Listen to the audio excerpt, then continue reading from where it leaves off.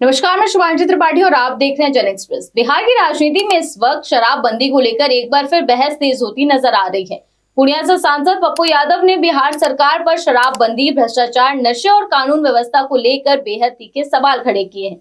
पप्पू यादव ने हालिया NCAER report का हवाला देते हुए कहा कि बिहार में साल 2016 से लागू शराबबंदी अपने उद्देश्य में सफल नहीं रही।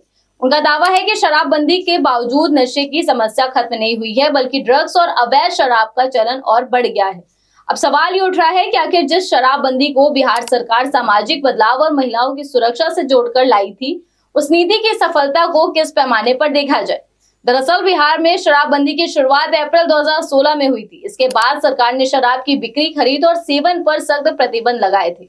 इस नीति का मकसद सिर्फ शराब की खपत रोकना नहीं था, बल्कि परिवारों की आर्थिक स्थिति सुधारना, महिलाओं के खिलाफ हिंसा कम करना और सामाजिक माहौल बेहतर करना भी बताया गया था। लेकिन अब NCAER से जुड़ी हालिया रिपोर्ट ने इस नीति के प्रभाव पर सवाल खड़े कर दिए हैं। रिपोर्ट के मुताबिक शराबबंदी अपने घोषित उद्देश्यों को हासिल करने में प्रभावी नहीं रही और इसके कारण अवैध शराब तथा दूसरे नशीले पदार्थ के इस्तेमाल जैसी समस्याएं भी सामने आ रही हैं। साथ ही राज्य के राजस्व पर भी असर पड़ने की बात कही गई है। इसी रिपोर्ट को आधार बनाकर अब पप्पू यादव ने बिहार सरकार पर हमला बोला है। पप्पू यादव ने कहा कि बिहार में आखिर सफल क्या रहा है। उन्होंने पलायन, अपराध, गरीबी और नशे का मुद्दा उठाते हुए सरकार पर गंभीर आरोप लगाए। उनका कहना है कि ड्रग्स घर घर पहुंच गया है और आम आदमी अपराध और अव्यवस्था के बीच भगवान भरोसे बैठा है।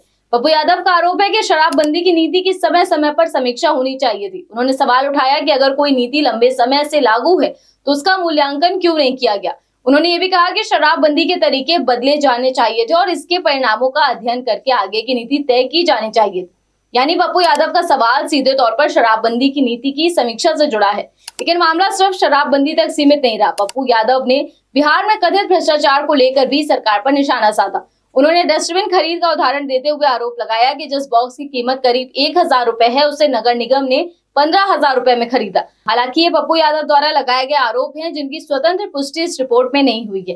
लेकिन इन आरोपों के जरिए उन्होंने बिहार में सरकारी खरीद और प्रशासनिक व्यवस्था पर बड़ा सवाल जरूर खड़ा कर दिया है।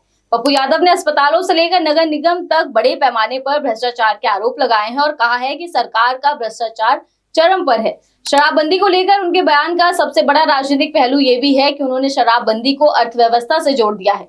उनका कहना है कि शराबबंदी के कारण बिहार की अर्थव्यवस्था पर असर पड़ा है। साथ ही उन्होंने आरोप लगाया कि शराब माफिया नेताओं और अपराधियों के बीच एक तरह का गठजोड़ बन गया है। इन आरोपों के बाद एक बड़ा सवाल सामने आता है कि अगर शराब की बिक्री कानूनी तौर पर बंद है तो अवैध शराब और दूसरे नशीले पदार्थों का नेटवर्क कैसे सक्रिय है। यही वो सवाल है जो बिहार में शराबबंदी की नीति को लेकर कई राजनीतिक बहस को जन्म दे रहा है। वहीं पप्पू यादव ने सिर्फ सरकार पर ही निशाना नहीं साधा, बल्कि बिहार की राजनीति के भविष्य को लेकर भी बड़ा बयान दे दिया है। उन्होंने कहा कि जेन ज़ी और जेन अल्फा के दौर में राजनीति का मूल्य बदल गया है और राजनीतिक दलों पर लोगों का भरोसा कम हुआ है।